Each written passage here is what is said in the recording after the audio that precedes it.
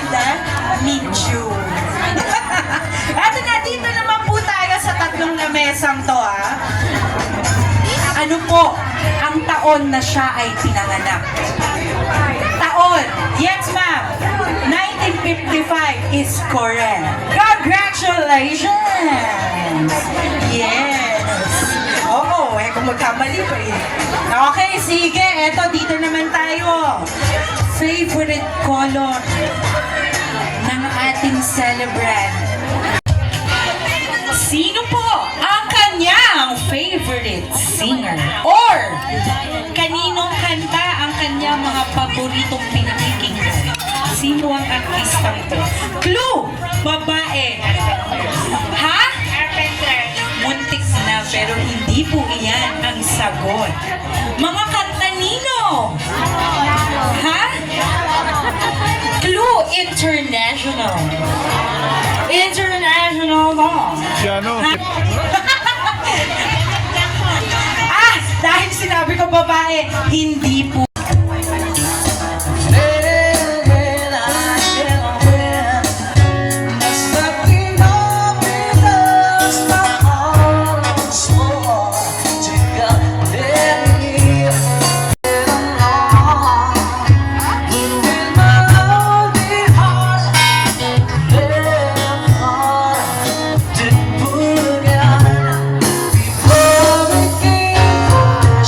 Of the roses, tingin po tayo sa ating photographer. Picture please.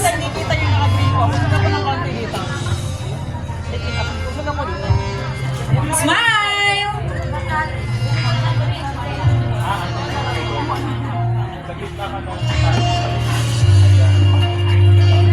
Yan, okay na po. Tingin po lahat sa camera po. Tingin po sa camera lahat. Smile. Ngiting tagumpay. Wala pong aalis. Ma'am Nilda, you may now blow the candles.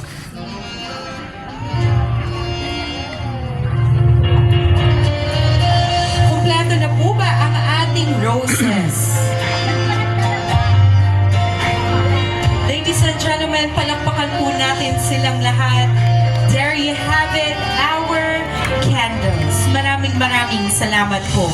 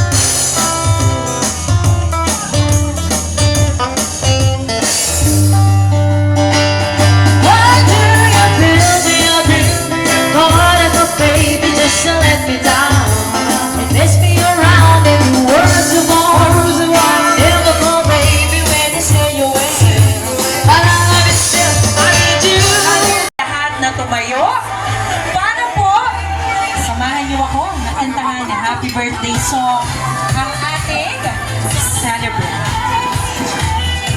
Picture muna. Lahat po ba ay nakatayo na at nakapag-vocalization? Naipita ko. 52 and strong.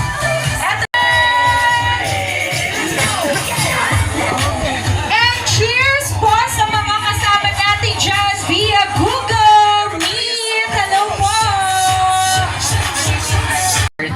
Thank you for all the love and the care you give to us. We love you. We love you guys so much.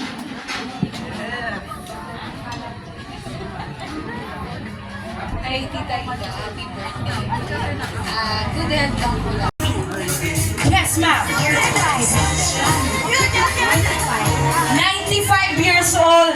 90 tang. Ilan taon na po kayo? Teacher, tanggalin mo nga yung music ng magkaintindihan tayo. Teka lang ha. Sabi ko, 96. ilan taon na po si Nanay Pita? 95! Tinanong ko yung may katawan. Ilan taon na po kayo? 50.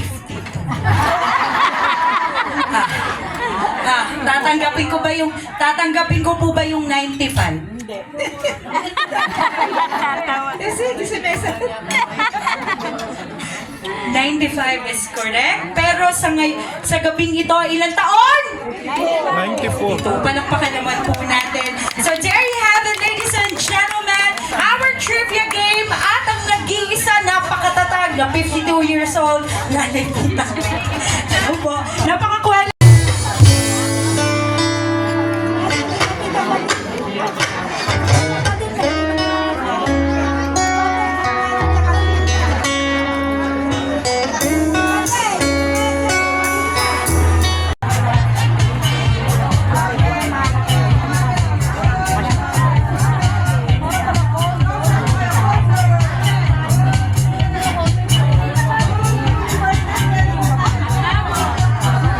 Yung tables po sa may buffet area, yung dalawa, let's go na po.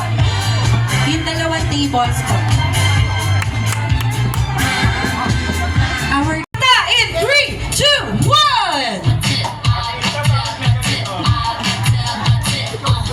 One more!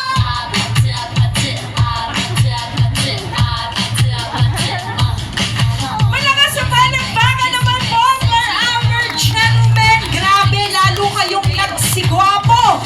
Yung pagkakasayaw nyo.